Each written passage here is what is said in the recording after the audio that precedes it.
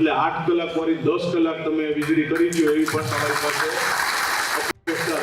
કલાક વીજળી આ વિસ્તારના લોકોને મળતી થઈ જશે એ પ્રકારે તમને સૌને ફાયદો આપું છું. હોશિયારો તો કેટલો ફાયદો મળે એનું ઉદાહરણ આપણે જયેશભાઈનું લઈ શકાય.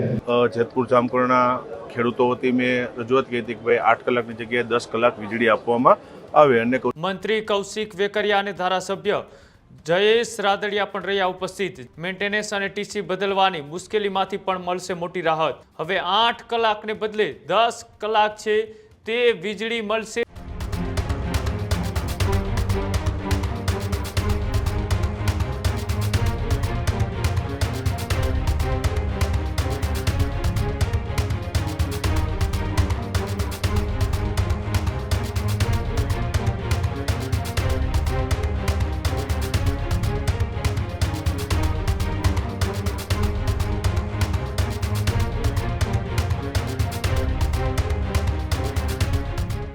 સમાચારોમાં આગળ વાત કરીએ બીજા મહત્વપૂર્ણ સમાચારની તો રાજકોટના જેતપુર જામકંડોળા વિસ્તારની અંદર કે જ્યાં ખેડૂતો માટે મોટા રાહતના સમાચાર સામે આવ્યા છે.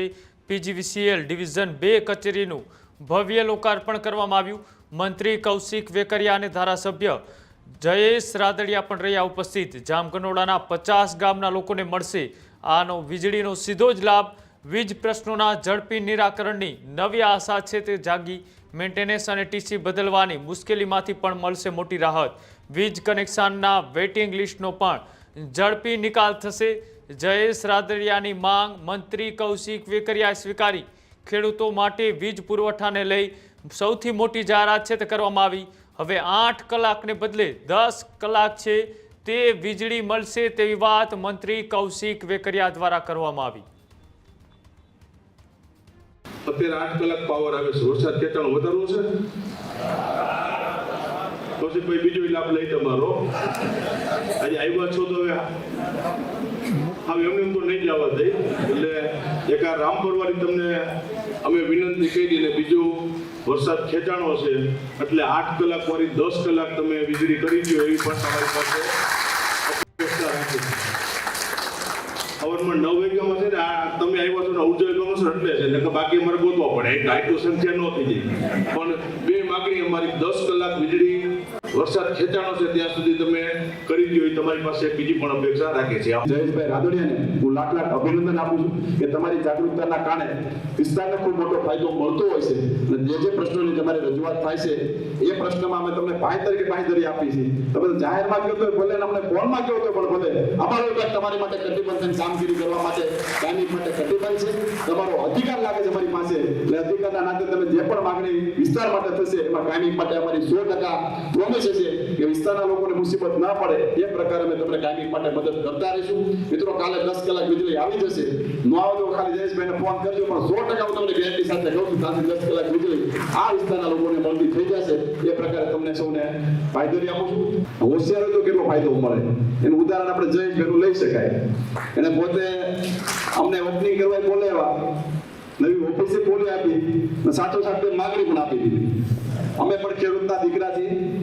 ખેડૂતો માટે જ્યારે જયેશભાઈ માંગણી કરતા હોય ત્યારે સરકાર પણ એમાં કટિબદ્ધ કામગીરી કરતી હોય છે. વરસાદ થોડો ખેંચાણો છે.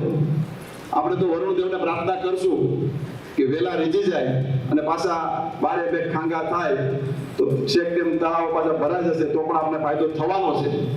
પણ 8 કલાકમાંથી 10 કલાક વીજળી આપવા માટેની જે વાત કરી છે જયેશભાઈ, તમારી માંગણીને અમારે ના પડી શકાય.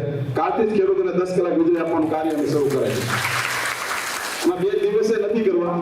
કાલ સવારથી 8 કલાકની જગ્યાએ 10 કલાક વીજળીનો પાવર એ તમને કાલથી મળવા મળશે. મિત્રો 10 કલાક ન મળે તો જયેશભાઈને ફોન કરજો કે મને ફોન કરજો. અમે તમને જાહેર મંચ ઉપરથી કહીએ.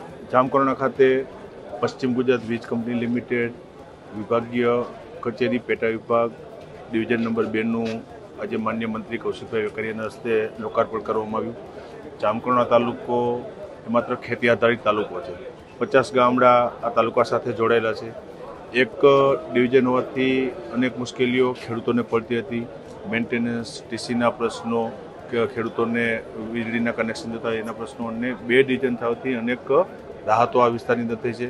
એ ડિવિઝન જુદું પડ્યા બાદ આજે નવી ઓફિસનું આજે લોકાર્પણ આજે માન્ય મંત્રી કૌશિકભાઈ વેકરિયા જામકંડોળા પધાર્યા હતા, એમના વરદસ્તે લોકાર્પણ કરવામાં આવ્યું અને 2 ડિવિઝનથી અનેકવિધ સ્ટાફ પણ ડબલ થયો છે અને મેન્ટેનન્સના પ્રશ્નોથી લઈ અને ખેડૂતોને આગામી દિવસોમાં ફાયદો થશે. એટલે આજે કૌશિકભાઈના હસ્તે આજે વિભાગ ડિવિઝન ઓફિસ નંબર 2નું આજે લોકાર્પણ કરવામાં આવ્યું. સાહેબ, એક 10 કલાક વીજળી અને બીજું એક અંડરગ્રાઉન્ડ જે કેબલ છે. મંત્રીશ્રી આજે જામકંડોળા પધાર્યા ત્યારે વરસાદ ખેંચાણો છે.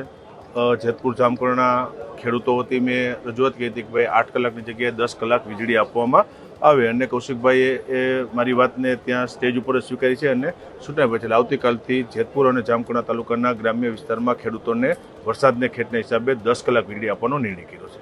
અત્યારે દરેક જગ્યાએ ટાવરની સમસ્યાઓ આવે કે ટાવરના કારણે ખેડૂતોને તકલીફો પડે છે. તો હવે તમારા વિસ્તારની અંદર અંડરગ્રાઉન્ડની વાત તમે જે મંત્રીશ્રી એટલે એમાં જે 66 કેવીનો પ્રશ્ન હતો અને એમાં અંડરગ્રાઉન્ડ કેબલિંગની વાત હતી, એમાં વાત એને સ્વીકારી છે અને આવનારા દિવસોમાં અંડરગ્રાઉન્ડ કેવી રીતે થશે એનો પ્રયાસ. ખેડૂત ભાઈઓ છે ખેતરમાં ડ્રોન ઉડાવતા હોય છે ત્યારે આપણે એક પ્રશ્ન સતાવતો હોય છે કે જે આપણે અત્યાર સુધી જીપીએસ ટેકનોલોજી વાળા ડ્રોન વાપર્યા છે, જેથી કરીને મોબાઈલ ટાવર છે અથવા તો હાઈ ટેન્શન લાઇન પસાર થતી હોય, કોઈ વૃક્ષો હોય, ત્યારે જે જીપીએસ ટેકનોલોજી વાળા ડ્રોન છે એમાં ટકરાય અને ટ્રેસ થાય છે.